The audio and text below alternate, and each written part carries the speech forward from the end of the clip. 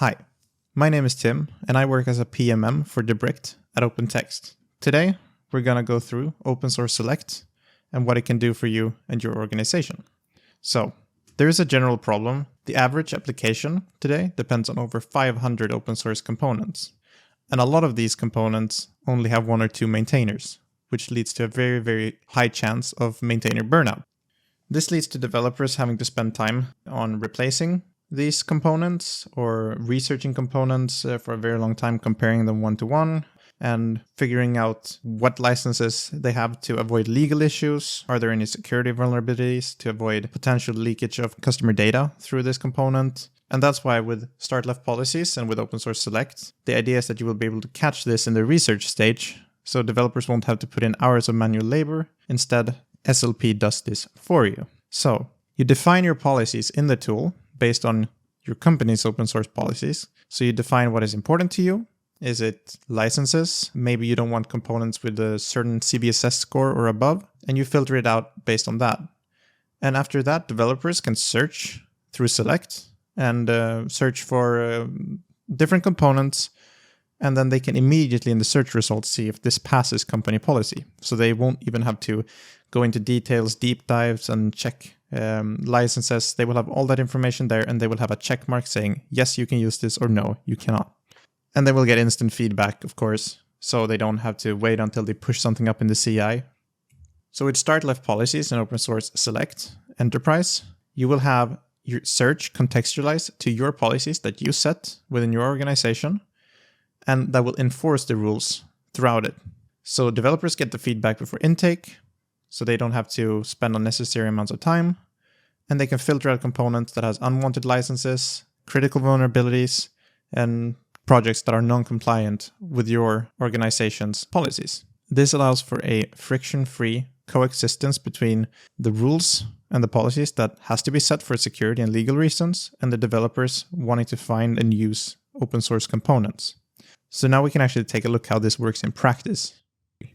We would go here into the search box and we would type in encoding, and then we would start looking at the results, going through them, going to the second page here, and here we will find shard day. Now that's a universal encoding detector for Python 3. Sounds good, but we see that there's a red cross mark here, and that's because of one of the rules that we have set up, one of the company policies, is failing.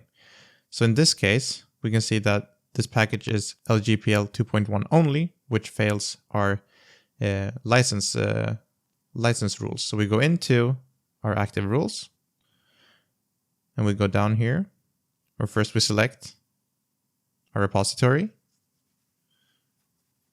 There's small vulnerable repository.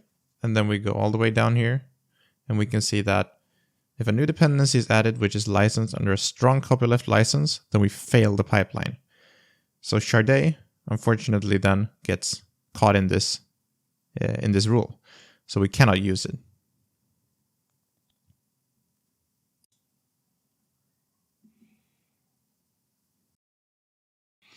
So in this example, you want to be looking for a machine learning framework. So we're going to type in TensorFlow, and we're going to get TensorFlow here at the top.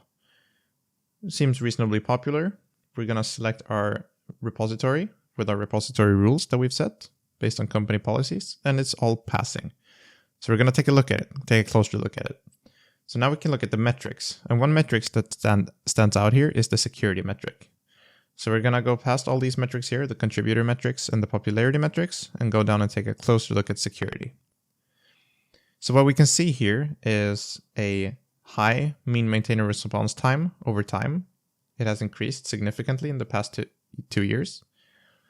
And looking at coding best practices, we've seen that they've had a long period of very large pull requests, which is very hard for people to review. So that can introduce a lot of bugs. So we're going to look at the bug reporting. And we can see that after the fact, 2 years-ish, after the fact that they have done these pull requests, there has been a spike in bug issues. And that has resulted in a lot of direct vulnerabilities being introduced into this package over time. So maybe not the best package in terms of security. So then you will have to consider, is there a better package that we can use like PyTorch or something else for the same purpose? Or how do we mitigate these direct vulnerabilities in the package?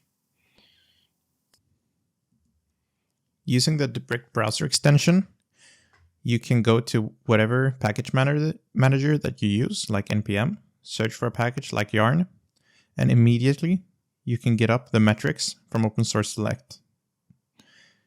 You can check the metrics here on a base level, and then you can click Check All Metrics, and that will then take you to Open Source Select, where you can view all the metrics in greater detail.